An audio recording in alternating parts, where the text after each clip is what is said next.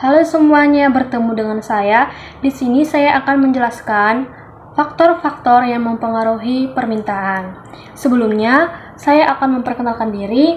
Nama saya Dewi Larasati Sinaga dari Universitas Negeri Medan, Fakultas Ekonomi, Program Studi Pendidikan Ekonomi dengan NIM 72133411015. Baiklah, di sini saya akan menjelaskan apa-apa aja sih yang mempengaruhi faktor permintaan itu. Nah, sebelumnya di sini saya akan menjelaskan kembali apa itu permintaan. Pasti di sini semua udah ada yang tahu kan? Nah, sebelumnya untuk memperjelas kembali, di sini saya akan menjelaskan secara singkat apa itu permintaan.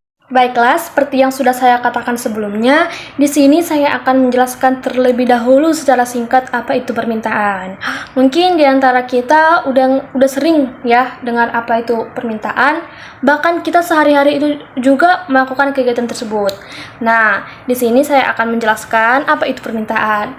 Permintaan adalah suatu kejadian atau suatu kegiatan di mana seseorang pembeli itu membeli atau meminta sejumlah barang atau jasa pada berbagai tingkat harga tertentu. Contohnya nih ya, waktu kita ke pasar atau waktu kita ikut menemani ibu kita ke pasar membeli sesuatu atau membeli cabai ya, pasti yang pertama kali ditanya itu harganya. Gitu. Contoh secara singkat permintaan. Nah, waktu melakukan kegiatan permintaan ini pastinya ada asumsi bahwa dalam keadaan ceteris paribus. Ceteris paribus apa itu ya? Nah, di sini saya akan menjelaskan kembali apa itu ceteris paribus. Baiklah, di sini saya akan menjelaskan apa itu ceteris paribus. Mungkin di antara kita udah ada yang ngerti atau udah ada yang sering dengar apa itu ceteris paribus. Di sini saya akan menjelaskan secara singkat apa itu ceteris paribus. Ceteris paribus merupakan faktor-faktor lain yang mempengaruhi permintaan tidak berubah kecuali harga barang itu sendiri. Nah, di sini saya udah menjelaskan apa itu permintaan dan apa itu ceteris paribus. Nah, kita akan memasuki topik utamanya, yaitu faktor-faktor yang mempengaruhi permintaan. Nah, di sini saya akan menjelaskan faktor-faktor apa saja sih yang mempengaruhi permintaan. Nah, ternyata permintaan itu nggak berdiri sendiri loh. Ada hal-hal yang mempengaruhi sehingga terjadinya permintaan tersebut. Apa-apa saja sih yang mempengaruhi permintaan itu? Baiklah, yang pertama, faktor yang mempengaruhi terjadinya permintaan yaitu pendapatan. Pendapatan konsumen atau pendapatan masyarakat dapat mempengaruhi terjadinya permintaan. Karena apa ya? Karena bila konsumen mendapatkan income atau pendapatan yang lebih tinggi, maka dia secara otomatis akan mempengaruhi permintaan. Nah, dalam hal ini, konsumen akan membeli lebih banyak barang kebutuhan yang dia inginkan.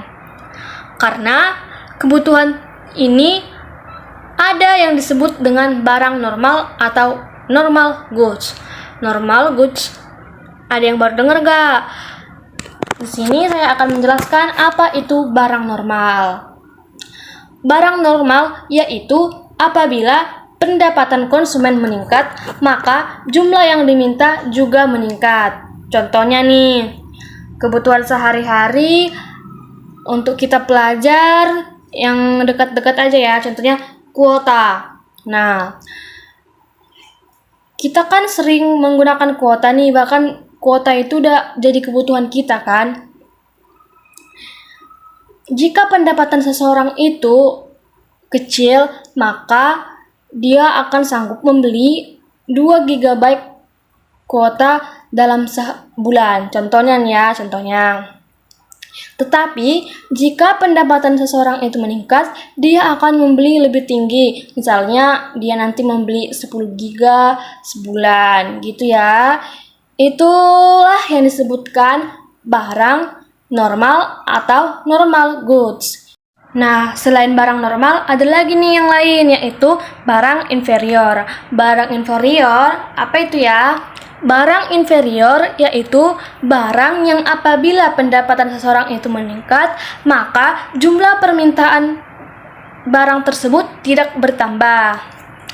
Contohnya nih, ketika mahasiswa belum memiliki pendapatan, maka dia akan membeli makanan instan.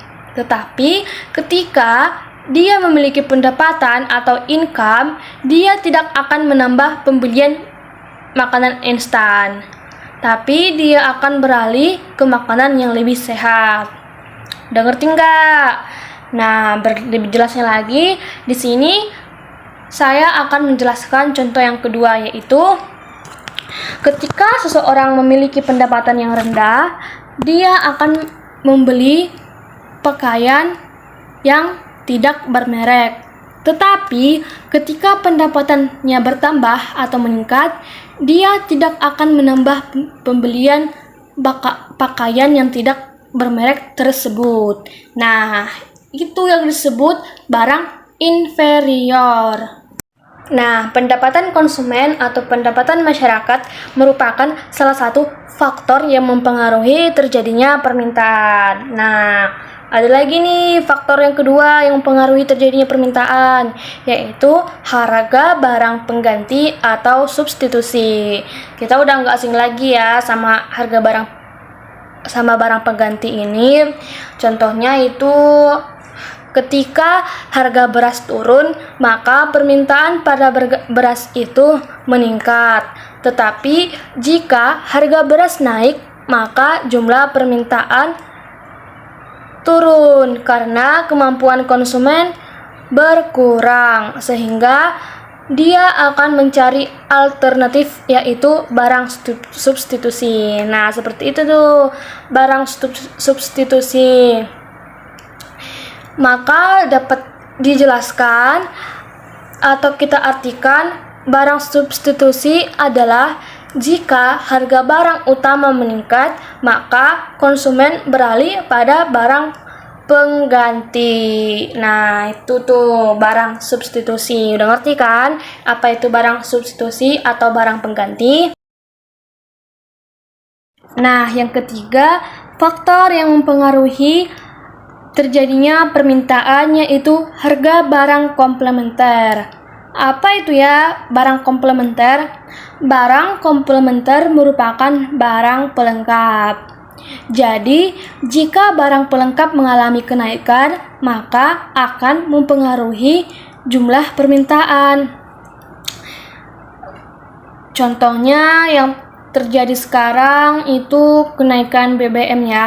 Contohnya nih, ketika seseorang memiliki kendaraan sendiri, baik itu motor ataupun mobil, barang komplementernya itu kan BBM nih. Nah, kalau nggak ada BBM, maka kendaraan nggak bisa jalan dong. Nah, ketika harga BBM ini naik, maka akhirnya orang ini akan beralih menggunakan kendaraan yang hemat energi, contohnya sepeda. Nah, itu merupakan salah satu barang komplementer atau barang pelengkap yang mempengaruhi permintaan. Nah, selanjutnya itu adalah selera masyarakat atau konsumen. Selera masyarakat ini juga mempengaruhi terjadinya permintaan loh. Ketika ada konsumen memiliki selera terhadap sesuatu barang, maka dia akan membeli.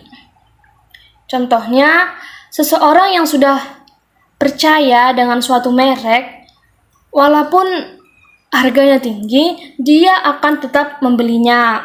Contohnya, orang yang udah percaya sama kendaraan merek Honda nih, walaupun ada barang lain, dia tetap beli Honda. Nah, itu namanya selera. Kita sendiri juga kan pasti punya selera masing-masing. Nah, ada lagi nih faktor yang mempengaruhi permintaan, yaitu ekspektasi atau harapan di masa depan. Apa sih ekspektasi ini sehingga mempengaruhi permintaan? Orang membeli barang atau meminta barang untuk dia miliki itu karena dia memiliki harapan di masa depan barang yang dibelinya itu bagus. Itu merupakan salah satu ekspektasi atau harapan di masa depan terhadap barang tersebut. Nah, contohnya nih, seseorang membeli emas, pastinya dia akan berekspektasi bahwa harga emas ini akan naik di setiap tahunnya. Maka dia nggak akan rugi beli emas tersebut. Nah, atau contoh lain nih, kita beli tanah. Pastinya kalau kita beli tanah, yang kita tahu kan tanah itu setiap tahunnya naik. Nah, itu merupakan salah satu contoh faktor yang mempengaruhi permintaan di bagian ekspektasi. Nah, udah tahu kan apa itu ekspektasi atau harapan di masa depan?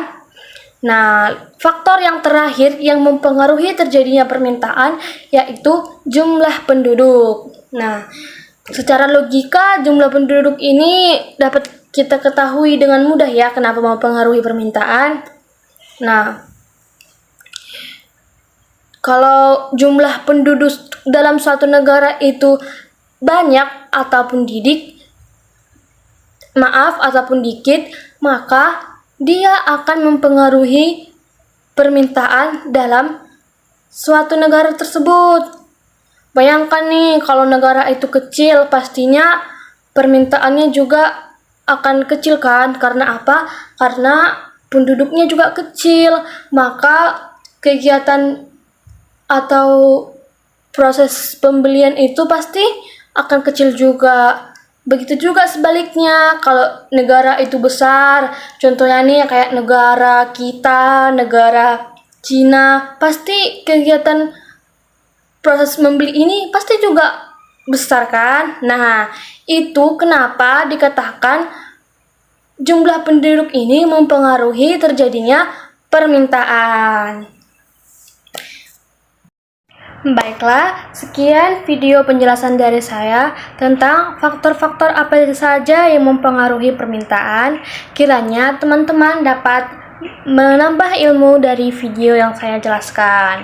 Sekian, sampai jumpa di video pembelajaran lainnya. Dadah!